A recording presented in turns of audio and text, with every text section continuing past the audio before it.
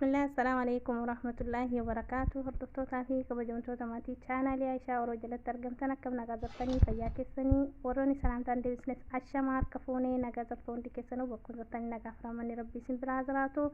Egaa kaa hordoftootaa fi kabajamtoota maatii chaanaalii kiyya jalatti argamtan warroonni chaanaala kanaaf haaraa taatan sabiskiraayibii gochuudhaan gara maatii kiyyaatti dabalamaa warri dura jirtan sheer laayik koomentii gochuudhaan akka nafaana turtan abdii qaba. Viidiyoo kana haga dhumaatti daawwadhaa yaada keessan koomentii jalaan naa barreessaa. Viidiyoon kee har'aatis maali jechuun keessaniin oolu. Egaa kaa nyaata sandawichii saaruuk jedhama yeroo hedduu jechuudha. Fooniin dalagamaa garuu anarra tuunaadhaan dalagee meeshaa dhuma na bira argamuun dalagee isin argisiisuuf deema. Turtiin keessan nafaana haa ta'u akka isinitti tolu abdii qaba. Gara dalagaatti. Egaa kaa hordoftootaa fi kabajamtoota tiyyaa akkuma isin argitan asitti daakuu burcuqqoo 3 qopheeffadheetiin jira. Isin haga isin barbaachisu achii ol qopheeffachuu dandeettanii, achii gadi qopheeffachuu dandeettanii. Egaa kaa daakuu eega qopheeffadhee ka'ee saanii jabaa kan lixii kanatti micuquuf fida. Akkuma isin argitan kana asitti garagalcheetiin jira jechuudha. Lixii kana wanni isin itti gootanii jiru soogiddaa fi bishaan qofaa jechuudha. Soogiddaa akka isin barbaachisutti gootanii bishaanidhaan lixii kana bukeessitanii jechuudha. Mixixanii normaanima akkuma kaameraa wanna takka wanni inni qabu hin jiru jechuudha. Soogidda qofa qaba. Bishaanii fi soogidda qofa qaba jechuudha. Maaliif lixii ofiif mana hojjechuu barbaada jechuudha. Saniif bishaanii fi soogidda bichaa lixii kana hojjedha akkuma isin argitan kana jechuudha. Ni miciqaa. Yoo miciqee ka'ee walitti deemina anuma faana tura.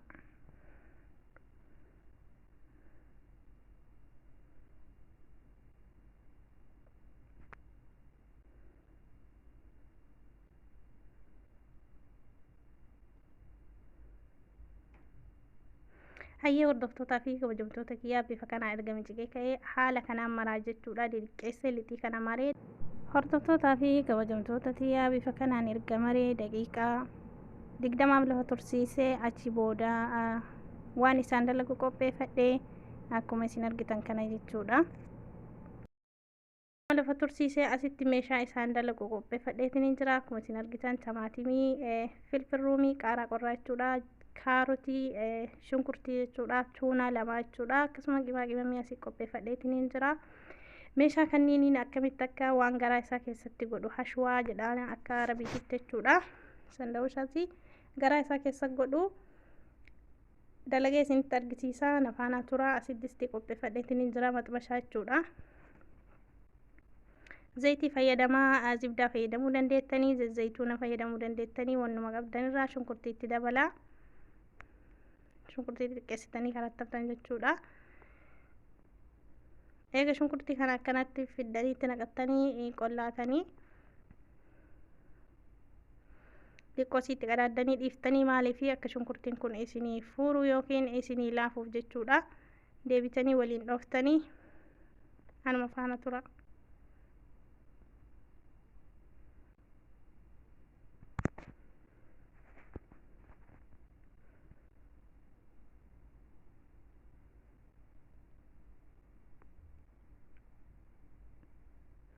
Kana fakkaataa hordoftoota tiyyaa fiddanii kaarotii sanitti dabaltanii jechuudha. Kaarotiinis qaqalqaldhistanii bashaaraadhaan baastanii.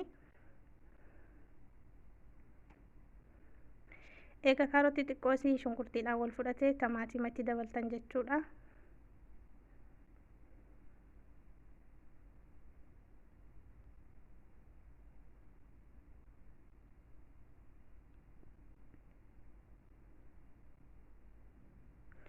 Itti qadaaddanii dhiiftanii xiqqoo isii maaliif akka timaatimiin kun laafuuf jechuudha. Kun kana fakkaataa yoo deebi'eetiin ilaalu qimamii qopheeffattasa itti dabaltanii jechuudha. Qimamiin an qopheeffadhes qonda barbaree jechuudha. Irdii akkasuma qimamii mushakkala waan qimamii fayyadamtanirraa ka'e isinitti tolu jechuudha. Itti dabaltanii jechuudha.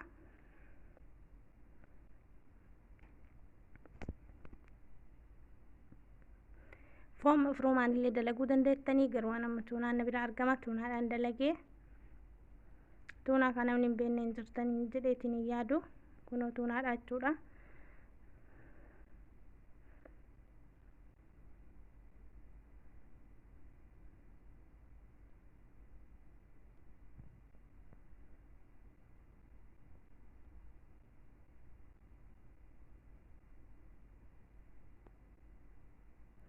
maashaallah kana fakkaataa dhumarratti ammoo qaaraa qorraatti dabaltanii yoo barbaaddan maatii isin bira jirtan qaaraa qorraa hin barbaadu yoo taate qaaraa gubaas itti dabaluu dandeettanii jechuudha irratti akkuma isin barbaachisetti akka maatii filannoo maatii nyaata kana daladdaniif itti jechuudha. Amma isaan gubaa waan hin barbaanneef ani ittiin daballee kana fakkaataa maashaallah hedduu namatti tola hedduu bareeda nama xumureetiin hin jira gara lixii kiyya kan achi qopheeffadhe sanitti deebi'aa jechuudha. haala kanaan kun asii qopheeffadheetiin hin jira saanii biraatiin naqee kun ammoo zibdaadha jechuudha. Zibdaa jechuun dhadhaadha. Inni ammoo achitti kan argamu sun jibna mozoreellaadha jechuudha. Kun ammoo lixii dura qopheessisan jechuudha. haala kamiin akka dalagu anuma faana turaa ilaalaa isiniin jira hordoftoota kiyya.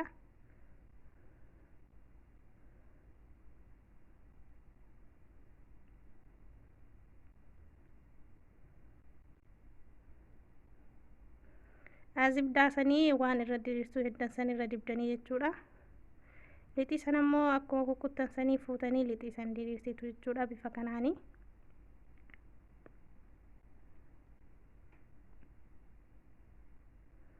maashaallah kunoo bifa kanaan diriirsitanii baay'ee mi'aa yeroo nyaatamu isinis akkasinitti tolu abdii qabaa. deddeebitanii dhadhaatti dibdanii jechuudha. Maaliif dhadhaatti dibuun keessanii akka lixiin kun haphatee isinii diriiru isiniif taasisa jechuudha.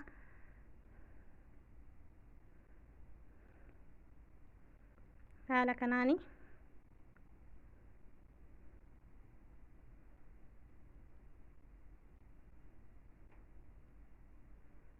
bifa kanaan diriirsitanii hashwaa daladdansan maankaa tokko jechuudha. kushnaa daladdansan maankaa tokko yookiin maankaa tokkoof gimmaashatti naqattanii achi kaatanii jibna mozoreellaatti naqxanii jechuudha. kunoo bifa kanaani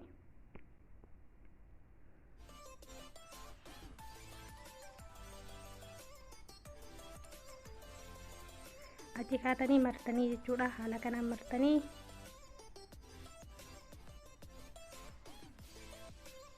kunoo bifa kanaan martanii maashaallah hedduu namatti tola. nama sin dhibuu jechuudha. lixiin kun haphiidha. bilchaatu irrattis dafee bilchaata. haala kanaani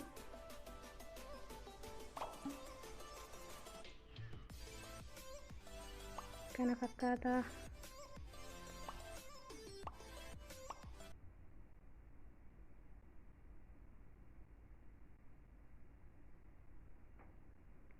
akkuma argitan kana kunoo maashaallah bifa kanaan diriirsee geesse seenii irra galchaa jechuudha. ammas kalammataa diriirsaa haaluma kanaan itti fuftanii daladdanii jechuudha.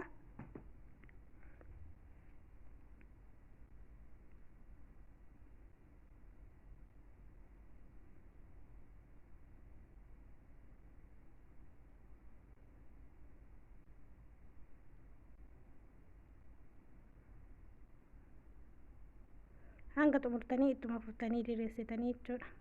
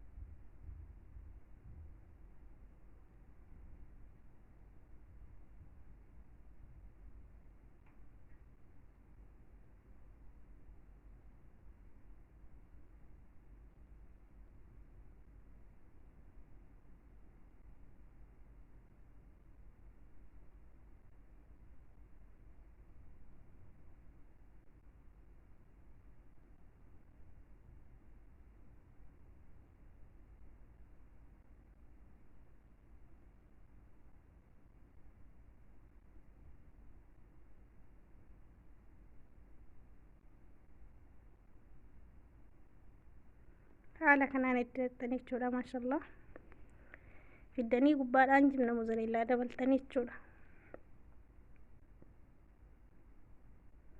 viidiyoo kana gadumaatti akka daawwattan abdii isinirraa qaba.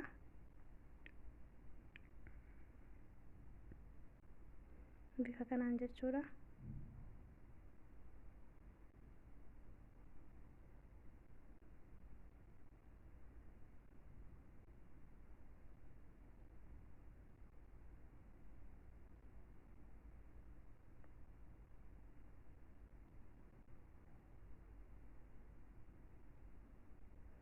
Dhadhaa san deddeebistanii itti dibdanii jechuudha. Maaliif akka gogee bilchaatuuf jechuudha.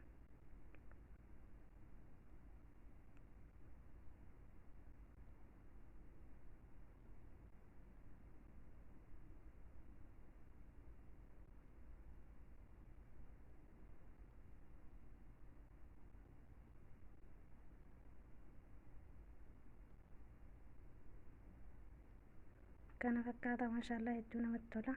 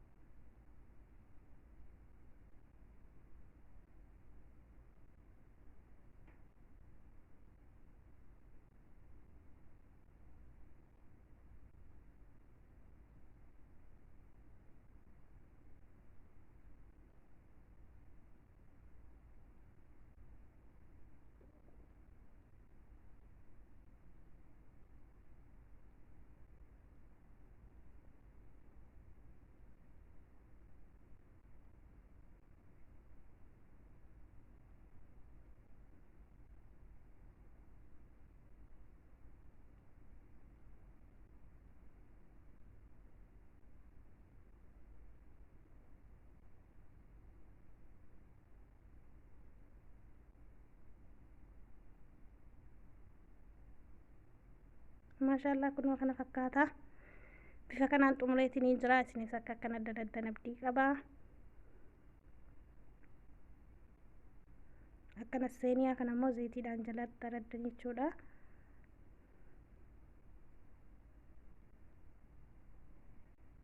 Asitti ammoo kun killeedha jechuudha. Killee kaliitti dabalaatii killee booratti fuula isaarra dibaa jechuudha. Kalii ni beektan jedheetii yaada. Suuraa isaa asirra isiniif finne. Haala kanaan irra dibdanii foonii keessa galchitanii jechuudha.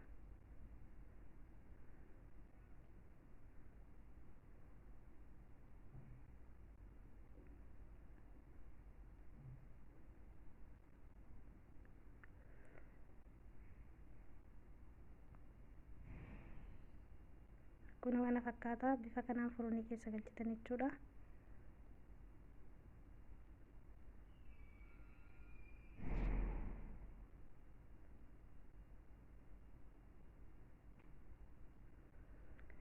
Maashaallah hordoftootaa fi kabajamtoota kiyyaa sandabshiin dalage kana fakkaata. Bifa kanaan akka daladdan abdii isinirraa qaba. Kun amma maashaallah bifa kanaan bareede foonii keessaa ba'e. Seeniyaan dura galchisuuf 3, kun seeniyaa lammaffaati.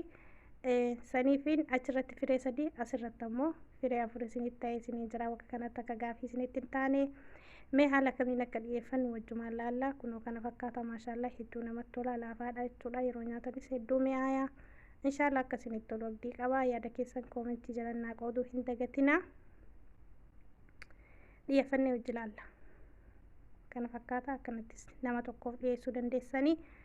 Yoo ammoo kaan nama tokko bira darba taate gimmaashaatti adda baastu jechuudha. Kunoo kana fakkaata maashaallah hedduudhas nama jedha. Ijattis bareedaadha.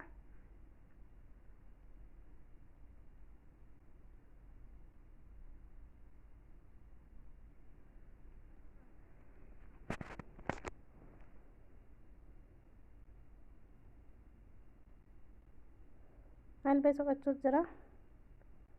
Kunoo kana fakkaata. Bifa kanaanii adda baastanii namaaf dhiyeessitanii jechuudha.